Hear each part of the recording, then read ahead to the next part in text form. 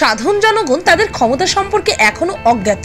যদি তারা তাদের ক্ষমতা সম্পর্কে জানতো তবে আজকে দেশের এমন অবস্থা হতো না।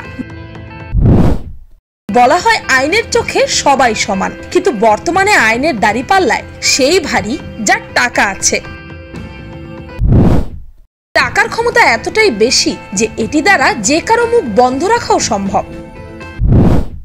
টাকার পেছনে ছুটতে ছুটতে যে কখন মৃত্যু সামনে এসে পড়ে সেদিকে আমাদের কারো নজরই পড়ে না। এই ছবিটির অর্থ আসলে খুবই চমৎকার, কারণ একজন বস সবসময় আপনাকে আদেশ দিয়ে যাবে কিন্তু নিজে কখনো সেই কাজে শারীরিকভাবে সামিল হবে না। কিন্তু একজন লিডার নির্দেশ দেওয়ার সাথে সাথে কর্মীদের সাথে সেই কাজ করতে গিয়ে সব ধরনের সহযোগিতা করে থাকে। এরকম কাজ হচ্ছে একটি আদর্শ লিডারের পরিচয়, আর এটি বর্তমানে আমাদের সমাজে খুবই দুর্লভ। এই ছবিটিতে দেখা যাচ্ছে একজন লোক যে কিনা প্রজাপতি ভীষণ ভালোবাসে এবং সেই প্রজাপতিটিকে এতদিন সে একটি জারে সংরক্ষণ করে রেখেছিল এবং এটিকে লালন পালন করছিল।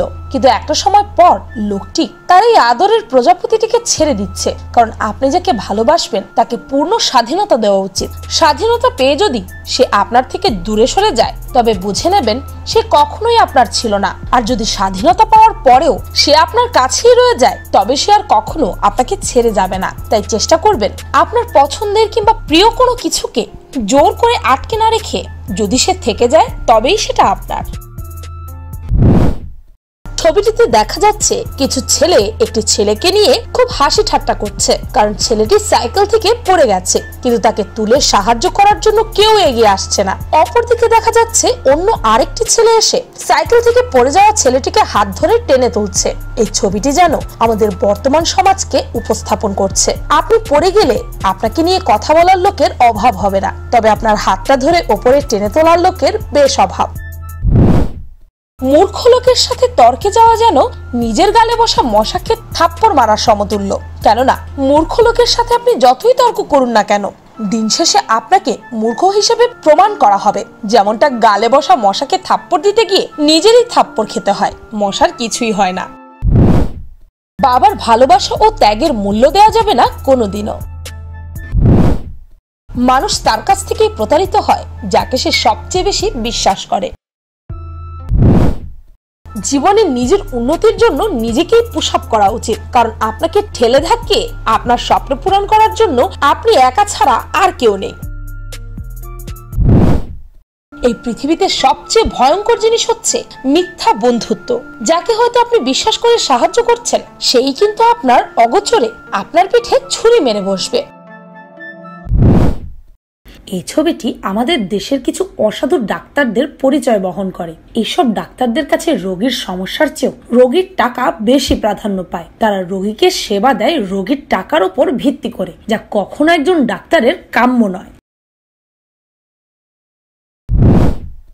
এই ছবিটি আমাদের সমাজে সুশিক্ষিত এবং অশিক্ষিত মানুষের পরিচয় বহন করে। এই ছবিটি দ্বারা আমরা এটাই বুঝতে পারি যে ব্যক্তি যত বেশি জ্ঞান সম্পন্ন সে তত বেশি চুপ থাকে এবং বুঝে শুনে কথা বলে, আর যার মাথায় কিছু নেই অর্থাৎ জ্ঞান শূন্য সেই বেশি কথা বলে। আর এই ব্যাপারে আমরা একটি প্রবাদ বাক্য শুনেছি, তা হলো খালি কলসি বাজে বেশি। তাছাড়াও এই ছবির মধ্যে আরো একটি গভীর চিন্তা লুকায়িত আছে। এখানে বাম দিকের মেয়েটি চেঁচাচ্ছে, কিন্তু তার মাথার দিকে তাকালেই আপনি বুঝতে পারবেন তার মাথায় একটি গাছের শিকড় এখনো গজায়নি। অন্যদিকে ডান পাশের মেয়েটি মুচকি হেসে আছে আর তার ভেতরে থাকা গাছটিতে ফুল ফুটে আছে।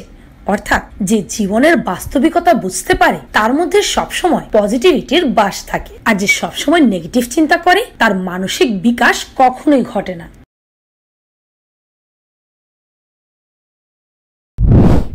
অন্যরা আপনাকে কিভাবে দেখছে সেটা গুরুত্বপূর্ণ নয়, আপনি নিজেকে কিভাবে দেখেন সেটাই বেশি গুরুত্বপূর্ণ।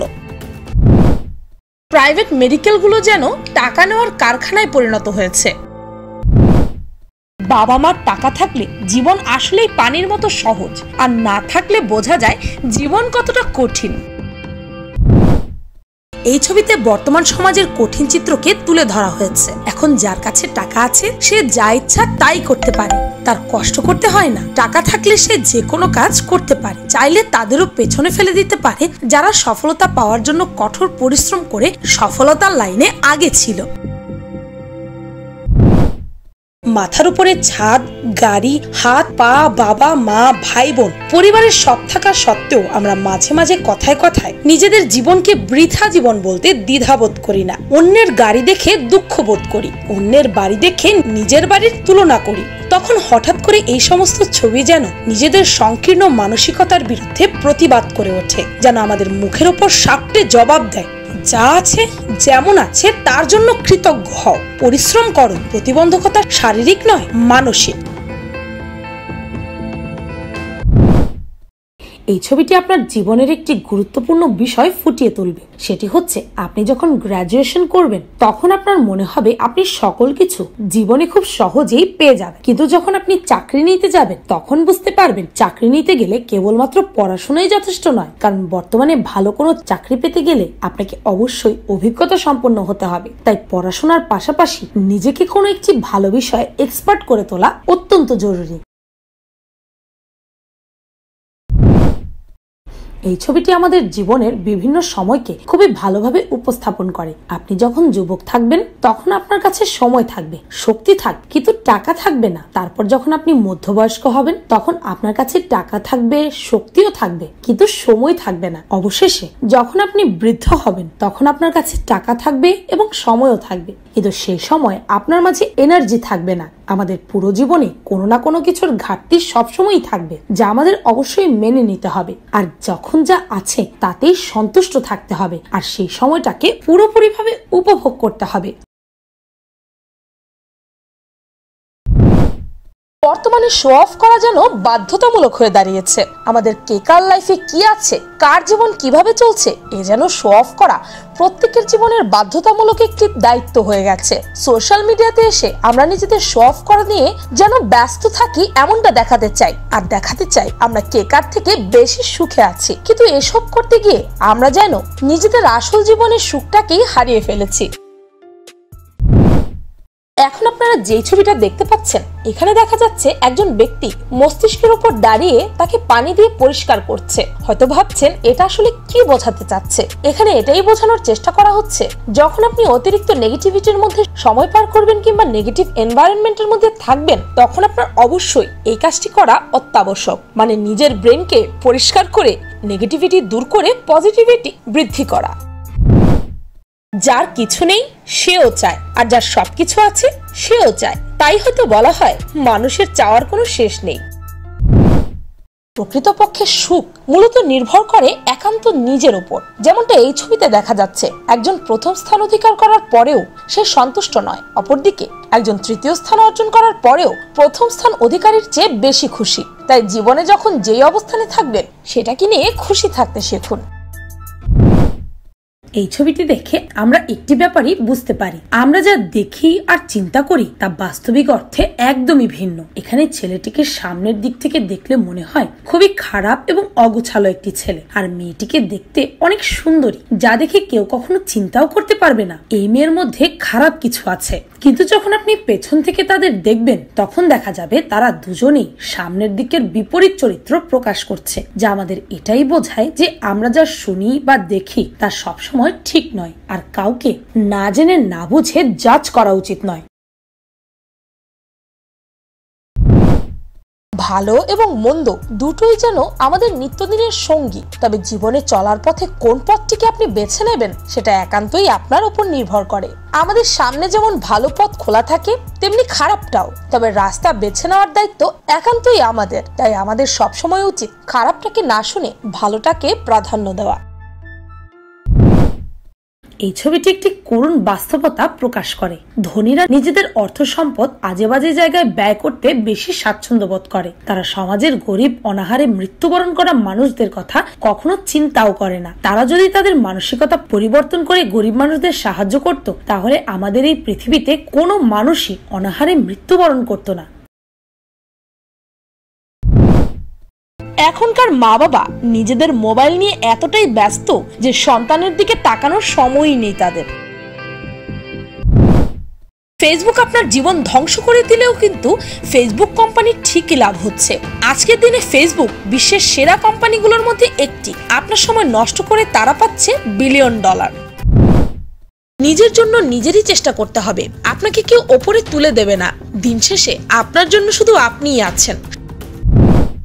এখনকার ভালোবাসা এমন হয়ে গেছে যে মানুষ শুধু দেহকেই ভালোবাসে, মনকে নয়। আর এইসব ছেলেদের মিষ্টি মিষ্টি কথায় মেয়েরা গলে যায়, আর এই খারাপ ছেলেদেরকেই ভালোবেসে নিজের সর্বস্ব দিয়ে ফেলে। পরে এরা যখন সবকিছু পেয়ে যায় তখন সেই সব মেয়েদেরকে ছুঁড়ে ফেলে দেয়, পেছন ফিরে তাকায়ও না। এই ছবিটির পেছনে অনেক বিশাল অর্থ রয়েছে। আপনি নিজেকে যা মনে করেন আপনি কিন্তু তাই। ছবিটিতে আপনারা দেখতে পাচ্ছেন একটি কুকুর আয়নার সামনে দাঁড়িয়ে নিজের প্রতিবিম্বকে ইঁদুরের সমকক্ষ মনে করছে, আর একজন বিড়াল সেই একই আয়নার সামনে দাঁড়িয়ে নিজেকে বাঘ মনে করছে। অনেকেই ভাবে সে কিছুই করতে পারবে না, যদিও তার সেই অ্যাবিলিটি আছে কিন্তু সাহস নেই, তাহলে কিন্তু সে আসলেই কিছু করতে পারে না। কিন্তু অনেকে সাহস দেওয়ার পরে বিশ্ব জয় করতে পারে কিছু না থাকা সত্ত্বেও। আমরা অনেক সময় বাবা মার সাথে রাগ করে বলি, তোমরা তো আমার জন্য কিছুই করতে পারোনি, অমুকের বাবা মা তার জন্য এটি করেছে, তমুকের বাবা মা এটি দিয়েছে। এই ছবিটি তাদের জন্য।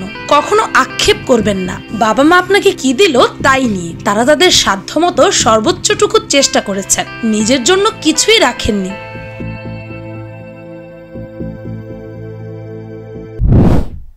সহজে হাল ছেড়ে দেওয়া উচিত নয়। আপনি নিজেও জানেন না জয়ের কতটা কাছে এসে আপনি ফিরে গেলেন। টাকা থাকলে জীবনের চলার পথ খুবই সহজ হয়ে যায়, আর যদি টাকা না থাকে তবে সেই পথটি বেশ কষ্টে পাড়ি দিতে হয়। এই ছবিটি দেখে আপনি কি বুঝতে পারছেন? আপনি একটু নিজেই ভালো করে ভেবে দেখুন তো, আপনি কতক্ষণ বইয়ে সময় ব্যয় করছেন আর কতক্ষণ আপনি মোবাইলে সময় দিচ্ছেন। ভালো মতো ভেবে দেখলে বুঝতে পারবেন আমাদের মোবাইলেই সময় বেশি যাচ্ছে। দিন দিন আমরা ঠিক এমনি বই থেকে দূরে সরে যাচ্ছি, আর জিতে যাচ্ছে মোবাইল। আর এভাবেই হয়তো আমরা পিছিয়ে পড়ছি, যা আমরা বুঝতেও পারছি না। এই ছবিটির একটি গভীর অর্থ আছে। আমরা বেশিরভাগ মানুষই আছি যারা অন্যকে অন্ধের মতো ফলো করি। তারা যা যা করেছে বা যা করে সফল হয়েছে সেটাই করার চেষ্টা করি, নিজ থেকে কিছু ভাবি না। আর এতে বিপদ আমাদেরই হয়, কারণ শেষমেশ দেখা যায় আপনি ভুল পথে হেঁটেছেন। তাই দয়া করে নিজের চোখ বন্ধ করে অন্ধভাবে কাউকে অনুকরণ করবেন না।